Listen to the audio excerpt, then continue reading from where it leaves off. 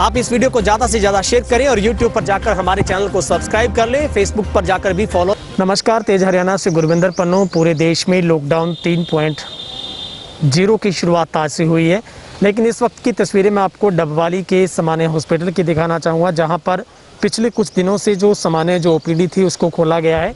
लेकिन आप देखेंगे सबसे पहले डबवाली में पहले सामान्य हॉस्पिटल के अंदर से आप अपना परामर्श और इलाज करवाते थे, लेकिन अब कोरोना से एहतियात के तौर पर हमारे जो तमाम सम्मानित डॉक्टर सज्जन हैं उन्होंने यहाँ पर आप सबकी सहूलत के लिए बिल्कुल बाहर का जो पार्किंग एरिया था वहाँ पर अब ओपीडी की जो सुविधा उसको शुरू किया है।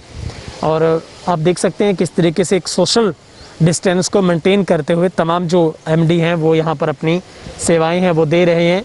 और जितने भी यहाँ पर पेशेंट पहुँचते हैं उनको सोशल डिस्टेंसिंग की पालना करने की बात कही जाती है और उनके बाद उनके लिए कंसल्ट की जाती है, उनको बताया जाता है।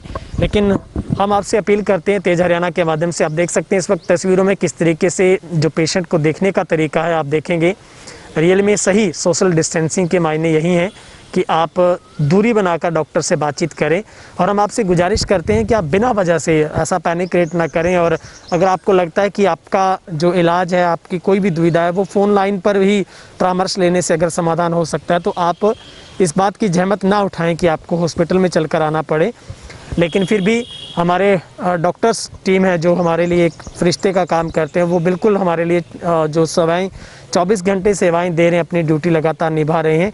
और इस वक्त की तस्वीरें हम आपको डबवाली के सामान्य हॉस्पिटल की दिखा रहे हैं, जहां पर रोज़ाना ओपीडी की जो सेवाएं वो शुरू की गई हैं और जहां पर रोज़ाना पेशेंट पहुंच रहे हैं और उनका जो इलाज है यहाँ पर डॉक्टर साहबानों की तरफ से किया जाता है। लेकिन आप जब भी हॉस्पिटल में आते हैं, आप किसी भी गाड़ी से आते हैं, तो आप सिर्फ 2 लोग ही यहाँ पर पहुँचे, ज़्यादा भीड़ ना इकट्ठी करें।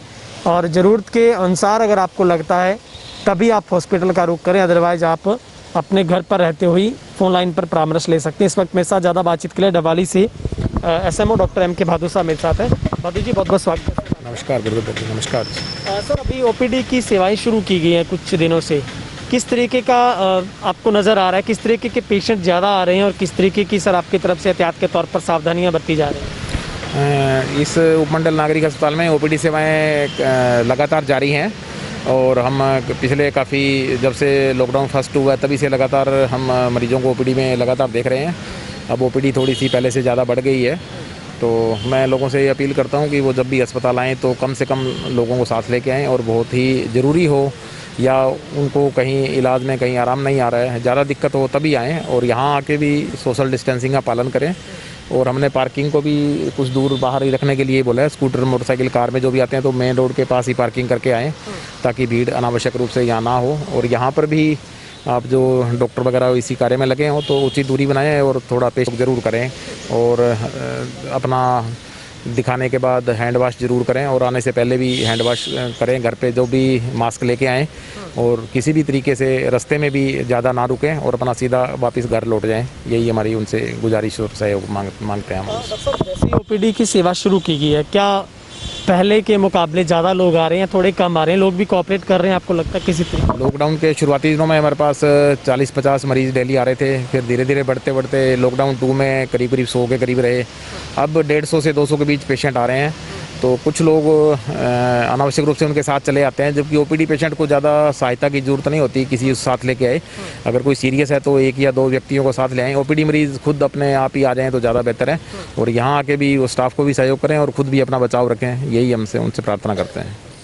बहुत बहुत शुक्रिया। ये डॉक्टर साहब थे हमारे साथ, और आयुर्वेदिक जो यहाँ से पद्धति है उनकी तरफ से डॉक्टर मैम वधवा जी मेरे साथ है। मैम, आयुर्वेदिक पद्धति के हिसाब से आप क्या लोगों को परामर्श देना चाहते हैं? आपके पास किस तरीके के मरीज़ पहुँचते हैं मैम, क्या परामर्श?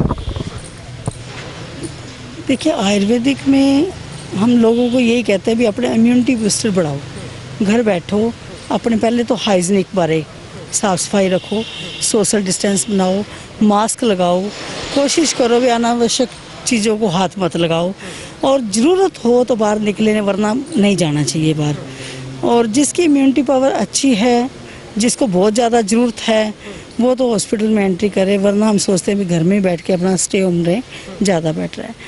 बाकी हमारे आयुर्वेदिक में जैसे हम कहते हैं लौंग है, तुलसी है, इलायची है और अदरक है, शुंठी है, ये चीज़ें मतलब यूज़ करें, इनसे बहुत जल्दी पेशेंट की इम्यूनिटी बढ़ती है। तो आयुर्वेदिक में बहुत चीज़ें हैं, पर लोग ले भी रहे हैं और इम्यूनिटी बढ़ भी रही है लोगों की, ऐसी बात नहीं है। बाकी हम तो यही कहेंगे भी ज़्यादातर सोशल डिस्टेंस बनाएं, अपने हाथों को हमेशा ही साबुन और पानी से धोएं, और जब भी आएँ 1 मीटर की दूरी कम से कम बनाए रखें, और ज़रूरत होने पे ही हॉस्पिटल भी एंट्री करें, वरना बिना मतलब के आके खुद परेशान ना हो और दूसरों को भी परेशान ना करें। बहुत बहुत शुक्रिया। Okay, thank you. ये हमने आपको डबाली की हमारे हॉस्पिटल की तस्वीरें दिखाई है।